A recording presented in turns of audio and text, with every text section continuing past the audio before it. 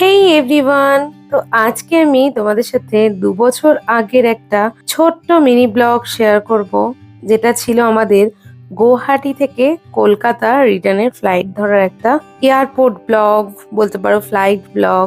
Last flight অ্যাক্সিডেন্টটা হওয়ার পরের থেকেই ভেবেছিলাম জাস্ট এই ক্লিপিং গুলো রয়েছে তোমাদের সাথে শেয়ার করব, কারণ এরকম প্রচুর ছোট ছোট ক্লিপিং কিন্তু রয়ে গেছে গ্যালারিতে, সেগুলো কখনো সেভাবে শেয়ারই করা হয়নি। আরো হয়তো অনেক অনেক ছোট ছোট ব্লগ রয়েছে বিভিন্ন জায়গায়। তো যাই হোক, এই ফ্লাইটটা ছিল সেদিনকে আমাদের গুয়াহাটি থেকে একদম ভোরবেলার একটা ফ্লাইট ছিল। তো আমরা আগের দিন সারা রাত জেগেই ছিলাম, যেহেতু অনেক ভোরে উঠেই কিন্তু আমাদের এয়ারপোর্টের উদ্দেশ্যে বেরোনো ছিল। দেখতেই পাচ্ছ বৃষ্টি কিন্তু ঘুমোচ্ছে, কারণ সারা রাত ঘুমোয়নি।